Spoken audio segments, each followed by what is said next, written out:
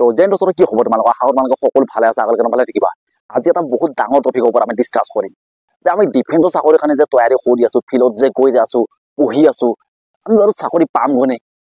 তো তাৰ ওপৰত এটা বহুত ডাঙৰ মানে এটা প্ৰশ্ন এটা উঠি আহে কিছুমান ল'ৰা ছোৱালীয়ে বহুত হতাশাত ভুগি আছে কাৰণ বহুত বছৰৰ পৰা চেষ্টা কৰি আছে তথাপিতো জবটো ল'ব পৰা নাই ডিফেন্সৰ চাকৰিটো ল'ব পৰা নাই বৰ্তিটো পিন্ধিব পৰা নাই মনত বহুত এটা সপোন আৰু সেই সপোনটো বহুত মানে ৰাতি উজাগৰে খেদি আছে শুই সপোন দেখা নাই বহুত ল'ৰা ছোৱালীয়ে চকু মেলি সপোন দেখি আছে বহুত কষ্ট কৰি আছে তথাপিতো চাকৰিটো ল'ব পৰা নাই আৰু সিহঁতৰ মনত এটা প্ৰশ্ন হৈ আছে পামনে বাৰু চাকৰিটো ফৌজি হ'ব পাৰিমনে তো তোমালোকক আজি এই ফৌজি হ'ব পাৰিমনে বোলা ডাউটটো মই একদম ক্লিয়াৰ কৰি দিম তো যিসকলে মোক চিনি পোৱা ভাল কথা যিসকলে চিনি নোপোৱা মই তোমালোকক ইন্ট্ৰডাকশ্যনটো দি দিছো মোৰ নাম হ'ল তিলেন নাথ আৰু মই 2017 চনত চাকৰি লৈছিলো আৰু মই 2017 চনত চাকৰি ল'বৰ কাৰণে 2013 চনৰ পৰা ইণ্টাৰভিউ মাৰি আছিলো তো মোৰ লাইফৰ ফাৰ্ষ্ট ইণ্টাৰভিউ আছিলে ইণ্ডিয়ান আৰ্মি অপেন ৰেলী নগাঁৱত পাতিছিলে এই অপেন ৰেলীটো পুলিচ ৰিজাৰ্ভত তো তেতিয়া মই মৰিগাঁও আমাৰ যিখিনি ওচৰে পাজৰে ল'ৰা আছিলে চবে যেতিয়া ইণ্টাৰভিউ দিব যাবৰ কাৰণে ওলাইছিলে তো ময়ো মোৰ যিখিনি স্কুলৰ ডকুমেণ্টছ আছিলে গোটেইখিনি ডকুমেণ্টছ লৈ কিনে মই সিহঁতৰ লগত গ'লো ইণ্ডিয়ান আৰ্মি ৰানিং কৰিবৰ কাৰণে তো যিখিনি কথা কৈ যাম অলপ ষ্টৰী টাইপৰ কথা কৈ যাম তুমি ভালকে শুনি যাবা তেতিয়া তুমি আয়ত্ত কৰি ল'ব পাৰিবা যে মই ক'ৰ কথা ক'ত যাই কিনে মিলাব বিচাৰি আছো তো সেই ইণ্টাৰভিউটোত মই যিখন মেট্ৰিকৰ অৰিজিনেল এডমিট তো সেই এডমিটখন তাত যেতিয়া ডকুমেণ্ট চেভ কৰে না ৰানিঙৰ আগত তো তাতে মই পেলাই থৈ আহিলো ক'ত বা পৰিল মোৰ মনত নাই কিন্তু এটা কথা মোৰ ভালকে মনত আছে যে মই সেইখন ডকুমেণ্টছ অকল তাতে দেখাব টাইমতে উলিয়াইছিলো বাকী ক'তো ওলোৱা নাছিলো তাতে মই এখন অৰিজিনেল হল পেলাই থৈ আহিলো যিহেতু সেইটো ইণ্টাৰভিউ মোৰ লাইফৰ প্ৰথম ইণ্টাৰভিউ হয় সেইটো কাৰণে তাত মোৰ কনফিডেন্স লেভেলটো একদম মাথা ওপৰত আছিলে মই ভাবিছিলো যাম ৰানিং কৰিম সব ক্লিয়াৰ হৈ যাব চাকৰি পাই যাম এজনী ছোৱালী কলেজতে মানে মনে মনে পছন্দ কৰি আছিলো চাই আছিলো আৰু তাইক প্ৰপ'জ কৰিম বিয়া পাতিম আৰু একদম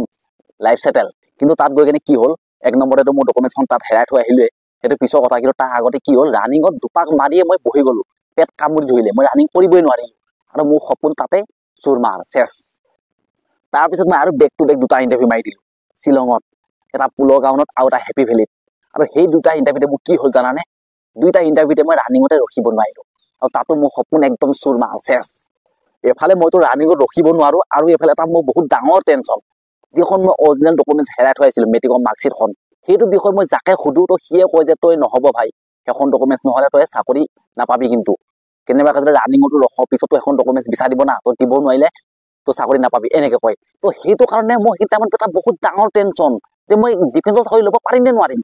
তোমালোকে মোক বহুতে সুধি থাকা দাদা তুমি কিমানলৈ পঢ়া বা জনাবাচোন তো তোমালোকে আজি গম পাই যাবা মই কিমানলৈ পঢ়া তো তাৰপিছত আকৌ এটা ইণ্টাৰভিউ ওলাল TA আৰ্মি আৰু সেই ইণ্টাৰভিউটো যেতিয়া ওলাইছিলে তেতিয়া মোৰ এক্সাম আছিলে হায়াৰ ছেকেণ্ডেৰী তো মই কি কৰিম এতিয়া হায়াৰ ছেকেণ্ডেৰী এক্সাম দিব যাম নে ইণ্টাৰভিউ মাৰিব যাম দুটা অপশ্যন আছিলে তো পঢ়াটো লাগে নে চাকৰি লাগে আৰু মোৰ সপোন আছিলে যে মই ফৌজি হৈহে এৰিম মোক ফৌজি চাকৰি লাগে আৰু মই তেতিয়া এটা সিদ্ধান্ত ললো যে মেট্ৰিক পাছ কৰিয়ে যদি ফৌজি চাকৰি পায় তো হায়াৰ ছেকেণ্ডেৰী কি কাৰণে দিব যাওঁ আৰু যিদিনাখন ফাৰ্ষ্ট পৰীক্ষা না সেইদিনাখনে ইণ্টাৰভিউ আছিলে আৰু সেই ইণ্টাৰভিউটো পাতিছিলে কাৰ্বি আংলঙত তো মই চইচ কৰিলো নাই মই পৰীক্ষা নেদো মই TA আৰ্মি ইণ্টাৰভিউ দিব যাম কাৰণ মোক চাকৰি লাগে তো এই TA আৰ্মিটো মাৰিব যোৱাৰ আগত যিকেইটা মোৰ লগৰ আছিলে তো সিহঁতৰ ওচৰত মই একদম বহুত বাহাদুৰি মাৰি কিছুমান কথা কৈছিলো যে তহঁতে পঢ়ি থাক ভাই তহঁতে এক্সাম দি মোক এইবিলাক এক্সামৰো মোক কোনো দৰকাৰ নাই মোক হায়াৰ ছেকেণ্ডেৰী চাৰ্টিফিকেট মোৰ একো দৰকাৰ নাই TA আৰ্মি আহি আছে TA আৰ্মিত মই চাকৰি লৈহে এৰিম তহঁতে চাই থাকিবি তহঁতে পঢ়ি থাক ভাই মই চাকৰি ল'ব গ'লো আৰু ফাইনেলি সেইবাৰ মই TA আৰ্মি ইণ্টাৰভিউত ৰানিঙত ৰখিলো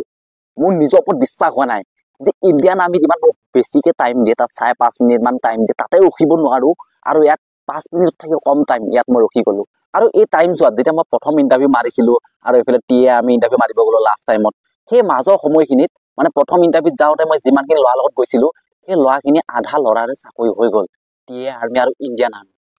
আৰু সেয়ে মই ভাবিছিলো যে এইবাৰো মোৰ চাকৰি হৈ যাব সেইখিনি টাইমত TA আৰ্মি 15 দিনৰ মূৰতে ৰিজাল্ট দি দিয়ে ধুনীয়াকৈ ভাই চাই দি আহিলো ইণ্টাৰভিউ মেডিকেল চেডিকেল চব ক্লিয়াৰ 15 দিনৰ কাৰণে বাট চাই আছে যে 15 দিনৰ মূৰত নাম আহিব যাম আৰু বেটিং পত্ৰ লৈ বান্ধি কেনে লগৰখিনিকতো কৈ দিলো আৰু মই গ'লো আৰু তহঁতে থাক পঢ়ি 15 দিন হ'ল এজন লগৰৰ নাম্বাৰ লৈছিলো তাৰ লগত কোৱা মাতা কৈ থাকো না যে তোক ফোন আহিছে নেকি মোক ফোন আহিলে তোক কম তোৰ ফোন আহিলে মোক কবি তো সি ফোন মাৰি কিনে জনালে যে তাক মাতিছে মোক নামাতিলে 20 দিন হৈ গ'ল 25 দিন হৈ গ'ল 1 মাহ হৈ গ'ল তো মোক নামাতিলে তো সেইবাৰ মোৰ চাকৰি নহ'ল আৰু এফালে হায়াৰ ছেকেণ্ডেৰী এক্সামো নিদিলো তাৰপিছত আকৌ এটা ইণ্টাৰভিউ এবাৰ ওলালে পুলৰ গাঁৱত শ্বিলঙত সেইবাৰ কি হ'ল জানানে মই যিখন কলেজত পঢ়িছিলো তাত এজন মোৰ লগৰ আছিলে সিও নাথ ময়ো নাথ সি লোহিত নাথ বুলি কয় তাৰ নামটো তো সি কেতিয়াও মোৰ ওচৰত ইণ্টাৰভিউ কথা পাতা নাছিলে সেই ল'ৰাটো সেইবাৰ তাত চাকৰি হৈ গ'ল ইণ্ডিয়ান আৰ্মি আৰু সেইবাৰতো মই একদম চকু একদম মাথা ওপৰত পিছফালে পালেগৈ কি হৈ গ'ল যা আছো উফাইডাক মাৰি আছিলো সিয়ে চাকৰি লৈ ল'লে চেছ মোৰ তাৰপিছত ইটোৰ পিছত সিটো ইণ্টাৰভিউ দিওঁ বা ৰানিঙত ফেইল কৰোঁ বা ৰিটেনত ফেইল কৰোঁ বা ৰি মেডিকেল দিয়ে এনেকৈ মানে প্ৰত্যেকবাৰে মানে ফেইলে কৰি থাকোঁ ক'ৰবাত নহয় ক'ৰবাত যায় কেনে চবতে মানে ফেলে আৰু প্ৰত্যেক বছৰে তেনেকৈ মোৰ লগৰবিলাক এটা এটাকে মোৰ পৰা আঁতৰি আঁতৰি গৈছিলেগৈ ক'ত গৈছিলেগৈ চবেই চাকৰি পাইছিলে কোনোবা ইণ্ডিয়ান আৰ্মিত কোনোবা টিএ আৰ্মিত কোনোবা পুলিচত এনেকৈ মানে চবেই চাকৰি পাই আছিলেগৈ মোৰ লগত মাত্ৰ 2-3জন মান ল'ৰা আছিলেগৈ যিকেইজনে মানে টিএ আৰ্মি অকল পুলিচ এই দুটাৰ কাৰণে এলিজিবল আছিল আৰু বাকী বেলেগত ক'তো নামাৰে সিহঁতে তো সিহঁতৰ লগতে মই মানে বুৱা পুলিচ হৈ কেনে ৰানিং কৰা আৰম্ভ কৰি দিলোঁ আৰু সিহঁতৰ লগতে য'তে যাওঁ তেনেকৈ ফেইল কৰি থাকোঁ কাৰণ সিহঁতে মানে ইমান ঘাটও মোৰ গা এই মানে গম পাইছা নহয় যিবিলাক গাধৰ লগত থাকিলে না তুমি সদায় গাধই হৈ থাকিবা আৰু সদায় মানে নিজকে অকমান ওপৰত মানে ভাবিব নালাগে যে তুমিয়ে চব মানে নিজকে সৰ্বশ্ৰেষ্ঠ বুলি ভাবিলে না এই তেনেকুৱা অৱস্থা হয় ঠিক মই তেনেকুৱা আছিলোঁ তাৰপিছত মানে মনত কিছুমান এনেকুৱা থট কিছুমান অহা হৈ গ'ল যে ইণ্টাৰভিউ আৰু নামাৰোঁ আৰু কিবা কাম কৰোঁ কিবা